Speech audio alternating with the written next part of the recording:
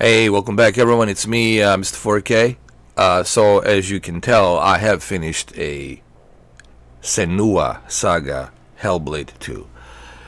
I've spent close to 30 hours. That's because I got stuck at one level, Chapter 4, with a bunch of puzzles that I had to solve, right?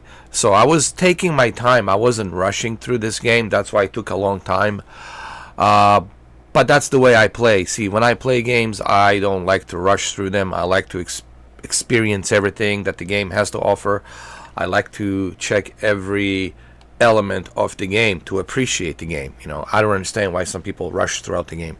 So what I'm going to do on this video, I'm going to try to break it down, the positives that I like about the game, and then the negatives that I didn't like about the game.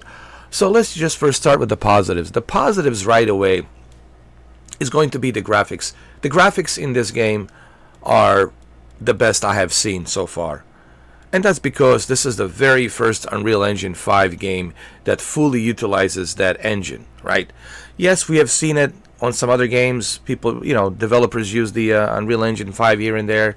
We have seen it like on the RoboCop, looks nice. We have seen it on some other games, right? But we have never seen a full use of Unreal Engine 5 as we do here from physics. The physics in Unreal Engine 5 are the most realistic physics ever. They're like lifelike physics. The textures, the draw distance, everything. The fog that you see here in the forest, shaders, textures, all of that stuff. It's presented in the most photorealistic way possible. So the graphics will be one of the highlights of this game for sure. There's no question about that. Another thing that I appreciated about this game is the audio. The audio in this game, it's really good, and use of Dolby Atmos for headphones, use of 3D audio, spatial 3D audio. It's really done well. So visually and sound. Visual and sound in this game, it's checked marked and it's great. So those are the first two things you're gonna notice is the visuals and audio will really impress you. Another positive, number 3, would be I like the combat. I know it's a short combat. I know there's not enough of it, but what it is presented on the combat, it's really done well. The way you avoid the swings from the swords, the way you evade and block certain blows from swords and other weapons that are being thrown at you, stuff like that. I really thought it was done really well. It was done really excellently well. Now, people got to remember, when we talk about the combat in this game, it's a story-driven combat. It is not like a free-for-all, open-world type of a combat like you see maybe in God of War or Ghost of Tsushima. It is not that type of a game. People got to remember that, and we'll talk about that, shortly. So the combat, I like it for its realism, for what it is. I know there's not enough of the combat, but what it does have in there as far as the combat, it's done really, really well. So the graphics, the audio, the combat, it's really done well. What's the other thing? And the most important thing, the number 4 to me, is the story. The story of this game, the theme and the story of this game is really where it shines. And that's the main focus of this game. It's a story narrative. This is a different type of a genre of the game. This is a story-driven game. It's not a Ghost of Tsushima. It's not God of War. It's not The Witcher. It's not Fallout. It's not Skyrim. Okay, it is not Final Fantasy. It's not a Dragon's Dogma. It's not Assassin's Creed Valhalla.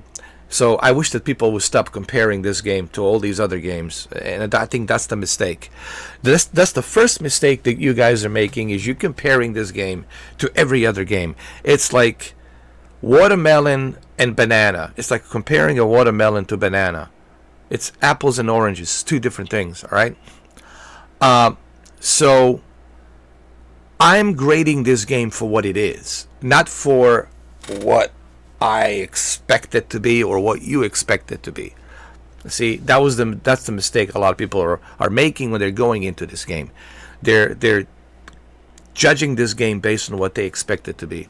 So the story is really well. It really ties in with Sacrifice, or Senua Sacrifice Hellblade #1. If you play that game and you jump into this one, I think you will understand better who she is, where she comes from, and they really explain who really Senua is, where she comes from. And I'm not going to spoil this game for you, but it has to do something with her mother. Has to do something with her mother, and how her mother and her curse has kind of brought all of this in, and her psychosis and her split personalities and her schizophrenia and things like that. All of that, it's explained, and her journey that she's dealing. She's a very broken person, and you kind of feel sorry for her, because it's really not her fault, but she was just brought into this world with this brokenness and curse that she carries with her. And again, you will learn about that as you play throughout this game. So I like the story, and I can't wait to see #3, because the way the Hellblade 2 ended, the way this game ended, it ended in such a ways that there's going to be #3. There's going to be Hellblade #3. There's no question about that. Okay? So you will see Hellblade #3. So graphics I like. Audio I like. The combat I like. And the story I really like. So those are the 4 things that I like. Now let's move on to the negative. One of the negatives that I found in this game, it's a couple of things. #1, it's the pacing. The pacing, it's a bit slow, and I think that's where people they're gonna find themselves like, oh man, I don't know if I want to continue playing this. It's kind of slow paced, and then throughout that slow build up of slow pace, you've got puzzles, and then you got these puzzles, and all of these puzzles are, they can be challenging. I mean, I did finish the puzzles, but it takes a while. Like on the chapter 4, it's really where it really it gets annoying. You're like in this cave, and in this cave, there's so many puzzles. Yes, you do fight some other creatures and enemies, but there's a bunch of puzzles that you got to go through constantly, and it's kind of, you with a torch, and it's dark, and unbelievable amount of puzzles you have to go through. And so to me personally, that is one of the negatives, is the too many puzzles. I just wish that they found a way to tone down these puzzles, like to balance the puzzles, and the pace. Like the two negatives, I would say, too many unnecessary puzzles that really didn't need to be there.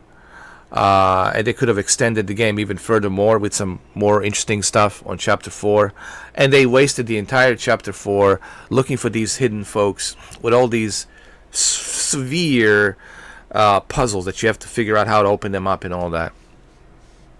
Although I think the first game had more puzzles, more difficult puzzles. So those are the 2 negatives: the pacing of the game, and too many unnecessary puzzles in chapter 4 that really didn't need to be. But having said that, that shouldn't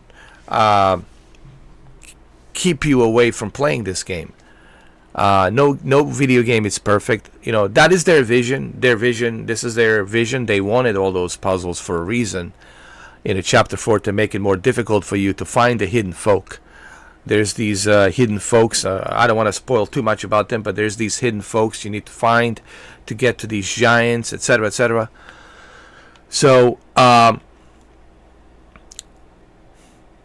didn't mind the puzzles, but I felt that there was way too many puzzles unnecessarily in a chapter 4. But if you can overlook those puzzles and the slow pace of this game, I think you will appreciate what this game has to offer. And what this game has to offer, it's truly a memorable experience. It'll keep you on your toes. It'll keep you sad. It will keep you cheering up for her sometimes.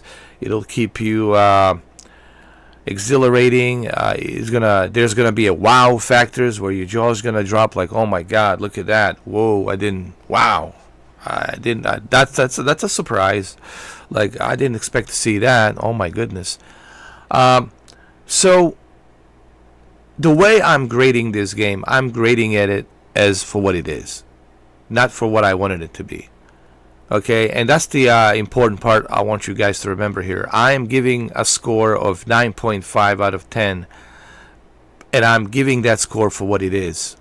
This is a truly a masterful masterpiece in terms of visuals, in terms of storytelling, in terms of acting, motion capture, 3D audio, and a very unique realistic combat that I have not seen anyone else bring.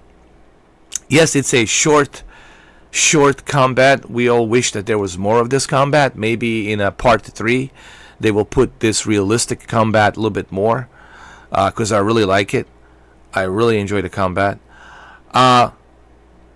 Again, if you can overlook those puzzles and the slow pace of the game in the beginning, in the first 3 chapters, I think you will appreciate this game. When you finish the game, when you play through it, and when you replay through it again, I think you will appreciate the whole concept and the experience of this game, especially when you understand who Senua is, who she is, and what she's going through, and why she's going through what she's going through. Once you understand her story and this Nordic tale, I think you will appreciate this game. This is not for everyone. I understand, Hellblade 2, it's not meant to be for everyone, and developers from Ninja Theory did not create this game for everyone.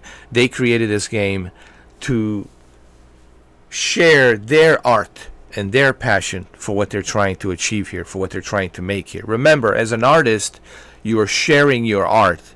You're not appeasing commercially to some other people, okay? Ninja Theory wasn't trying to appease to everybody. They weren't trying to make a game to appease to everyone. What they were basically trying to do, hey, we're making something different. We're not trying to be like God of War. We're not trying to be like Assassin's Creed Valhalla. We're not trying to be like Ghost of Tsushima. What we're trying to be something different, to tell a different type of a game, with a different type of a story, with a different type of a circumstances, and to give you a different type of a gameplay that we hope others will find interesting and intriguing. And that's what they were trying to do. And I am giving them a score based on that. Not for what I wanted this game to be, but for what they were trying to achieve here. So I am giving it a 9.5 out of 10. And that's it. That's my score. Anyway, let me know what you guys think. This is Mr. 4K. That's my review. And I'll see you guys on the next one. Take care.